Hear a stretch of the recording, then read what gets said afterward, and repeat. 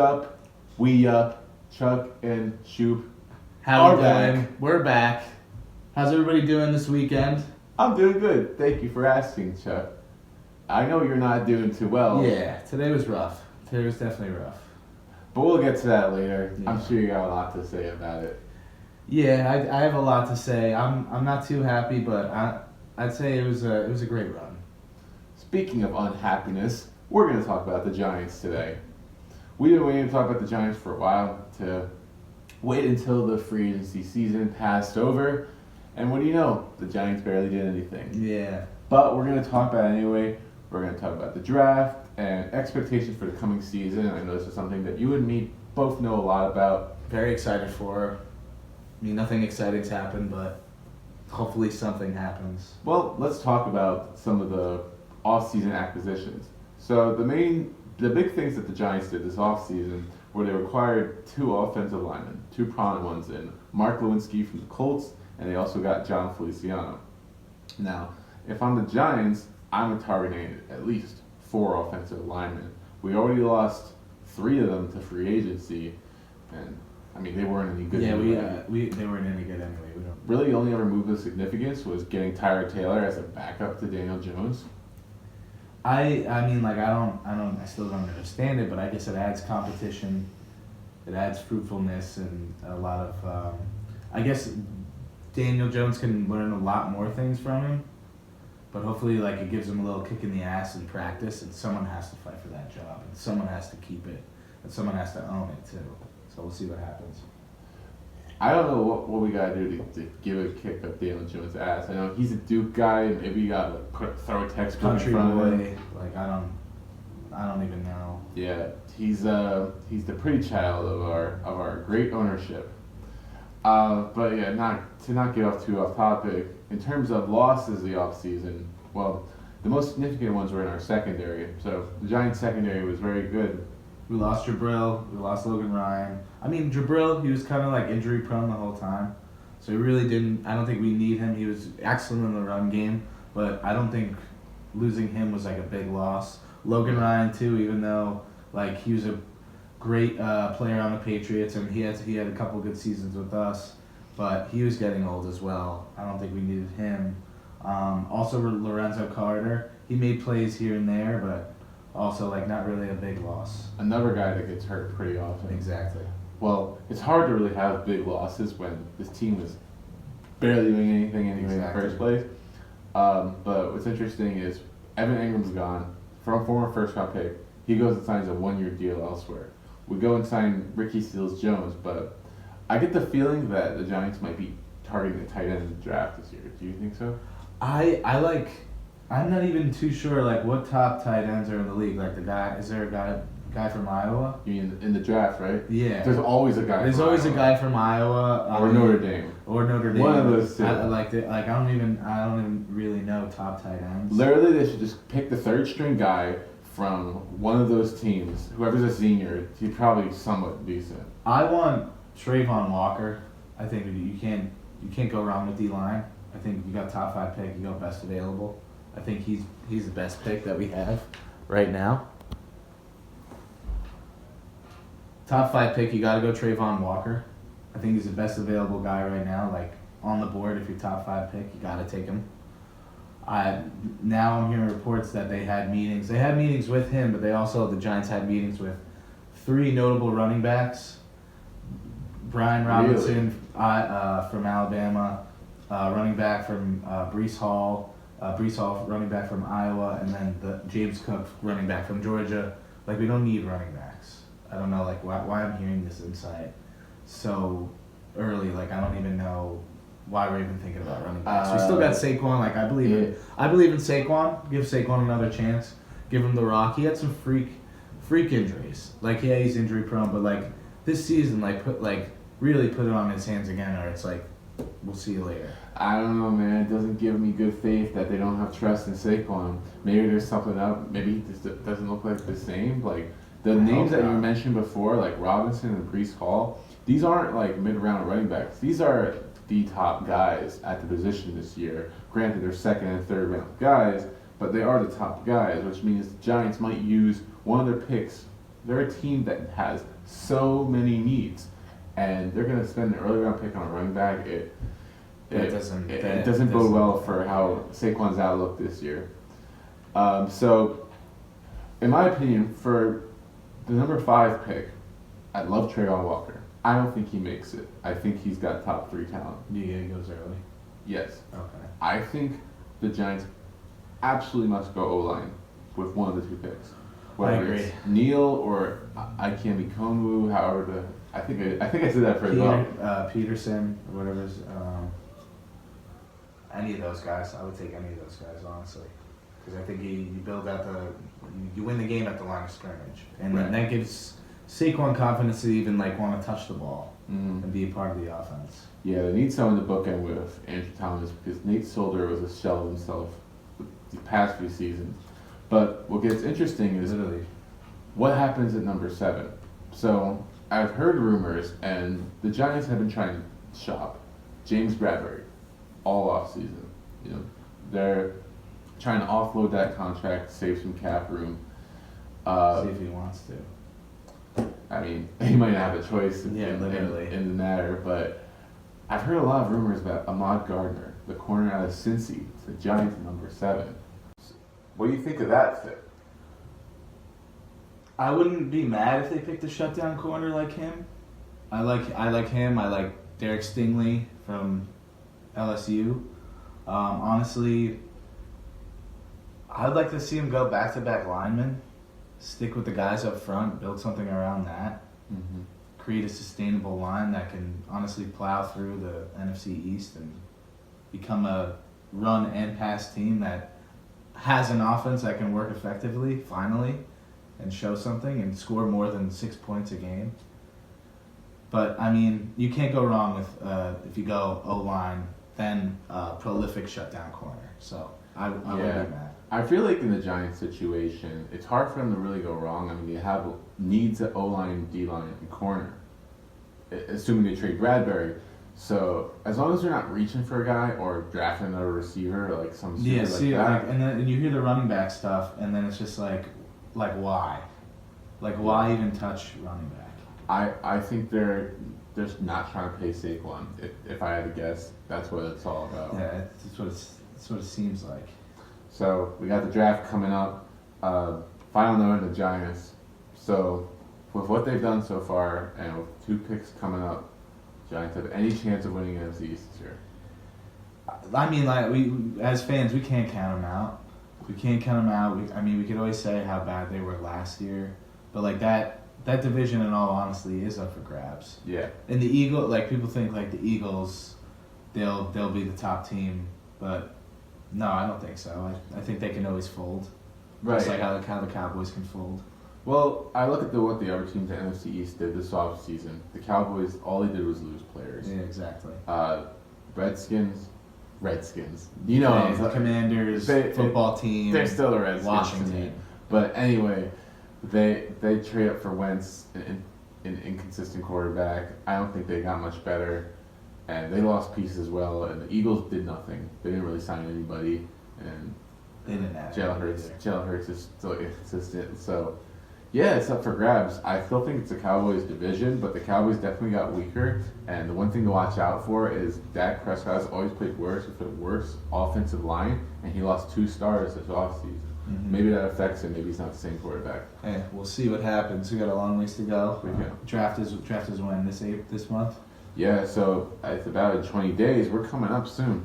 We'll do a mock draft. 100% for it. Dubs and L's coming up soon, but first I want to get into big tournament this weekend, the Masters. Chuck, what are your thoughts on it? So, Masters coming up this weekend, and Tiger Woods is back. Anyway, moving on to the next segment. Yeah, here we go. Anyway, moving on to the next segment. We got Dubs and L's coming up.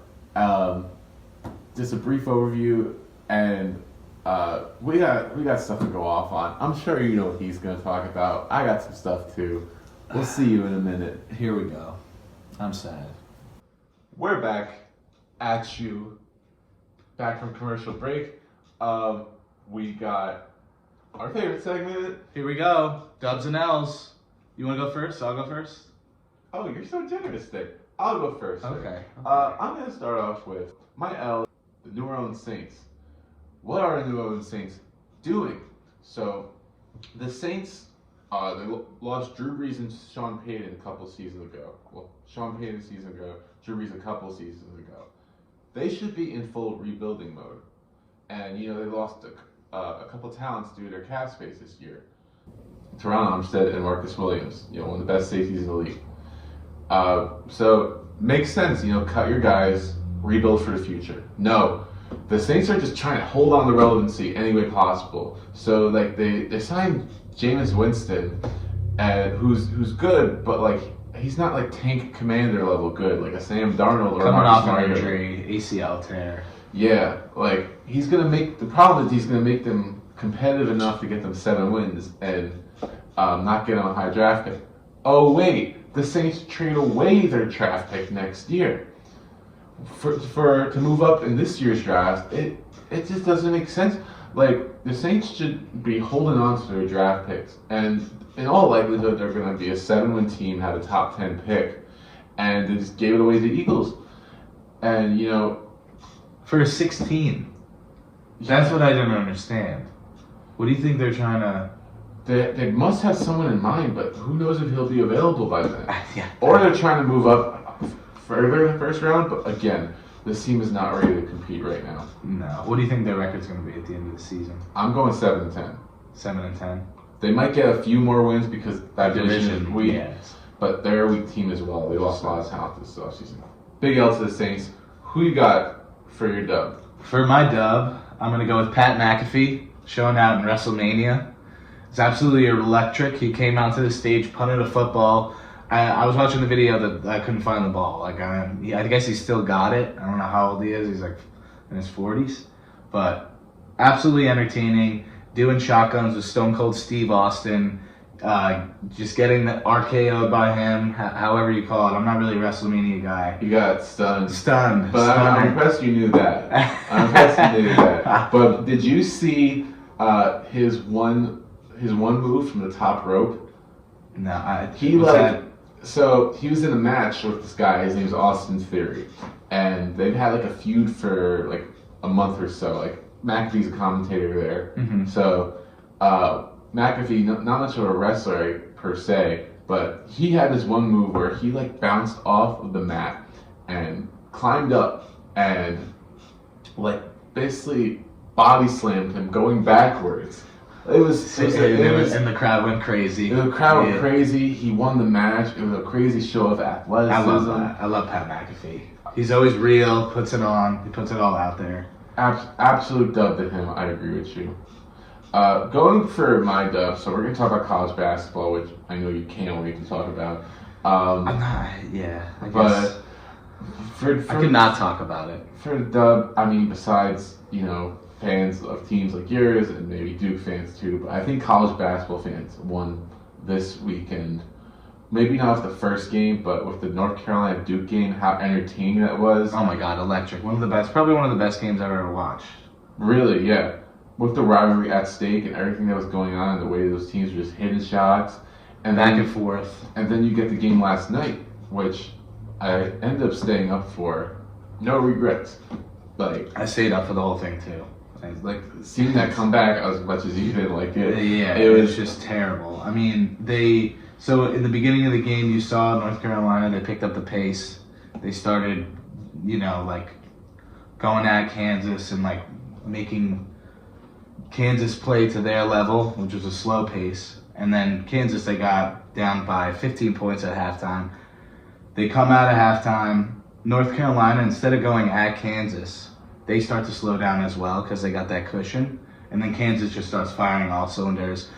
Their team just exploded in the second half and kept going at North Carolina, getting to the line, attacking them one-on-one opportunities. And you just saw that lead diminish in literally 3 minutes.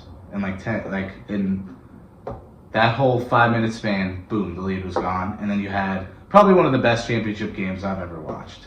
Even though North Carolina did come up on top, but the ending to that game was absolutely mind-boggling. I was sitting there, North Carolina had a timeout. They got the rebound, it was at 4 seconds, and then they just threw up a shot, and nobody wanted to call timeout whatsoever. And I think they got lucky with the inbounds play by Kansas, and what's his name steps out of bounds. I forgot who it was, but they stepped out of bounds right away. If North Carolina ties it and they go into overtime and North Carolina wins, people forget about that 15-point deficit, and now they only talk about how Kansas screwed it up on that inbound pass. But that's not how the history books were wrote, so it is what it is. For all UNC fans, I will say this, this team almost, they could have had a worse, more embarrassing defeat in the second round. They blew that 26-point lead. For them to come all the way to the championship, especially as an 8 seed, and be leading like that. I mean, you gotta be proud of the season. 100%. All of those guys on the team, they go to Chapel Hill, they all get drinks for free, I bet. Yeah. Being down 15, huge L for North Carolina, but still they beat Duke, and they sent off Coach K with an L. Can't ask for more. I feel you on that, man. Now, I mean, you want to go off, King? Dude, I'm so ready to go off, King. And, we talk plenty about sports, and I like this segment because we can talk about whatever the hell we want. Go off. Let's talk about the working world. Oh my God. You ready for the working world? Don't even get me started. I feel like a lot of us out here watching this are guys, in their 20s, or whether you're in college or, working at your job. So there's some mind-boggling stats that I want to bring to your attention, Chuck, and the viewers. I'm always about stats. So the average person in America right now works about 48 hours a week. So, standard work week is 40. But yeah, people are working even more than that. That's insane enough. But did you know that almost a quarter of Americans don't even have enough money to cover an emergency car breakdown, $1,000? Mm-hmm. Well aware. This system is absolutely fucked. Mm-hmm. Yeah. And the problem is that we've gotten so technologically advanced that we can build robots to do a lot of tasks that humans don't need to do. And just in general, we have computers that can make stuff faster. So how is it we are now working more? How is that possible? The way that things have gone, it's just that more work is getting piled on, and there's just less and less people willing to deal with the bullshit. 100%. And the reason I bring this up, I don't just bring this up to complain, because we all work hard at something. Oh, I feel you. And everyone's going through something difficult, right now with work and all that. But I bring this up because, we start this podcast and we just talk about sports, it seems fun and all that, but it really means more than just a sports talk show. I think it's a way of releasing our creative abilities and to talk about whatever we want to talk about, because the working world doesn't give you that. You just gotta do your job, you gotta stay your hours, and you just gotta get your work done at the end of the day. The working world, they chew you up and they spit you back out. Literally every day. And obviously, one day I would love to take this show to the magnitude where we're like Colin Coward. And Who wouldn't? Bringing in big bucks, getting advertisements here and there, 100%. And it's only beginning stages and all that. But what matters more really is just a place, where we have our own free expression. And I feel like a lot of people, if you're watching this, you might be in this situation and you're thinking, I hate my job, I'm gonna go home all day and just smoke weed on the couch and not do anything. Yep. Trust me. I would love to. Trust me. I understand how it feels, but start anything interests you. You want to play guitar? Start playing guitar. You want to be the best Fortnite player? Just dedicate yourself to that shit. I don't care what it is, but find some way to get your artistic integrity out there, because no one is coming to save your ass. I just went off. Yeah, give me that. Give me some of that. He just went off. I think I'm about to go off, but we gotta save the energy. Gotta save the energy. It's a long week. It's only Tuesday, fellas. We got a lot more days to go, and then it's the weekend. I always like to say, earn your weekend. And even though we're working 48 hours a week, let's earn that 40 and earn our weekend. Yes.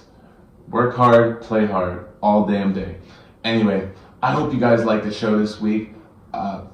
Very uneventful sports week, but It's heating up. Baseball It's heating starting up. soon. Draft will be coming up. Masters. Playoffs. Masters. Right. Any golfers? Any golfers you like? That's what I Tiger. Masters. Maybe. We'll see you guys next week. See you.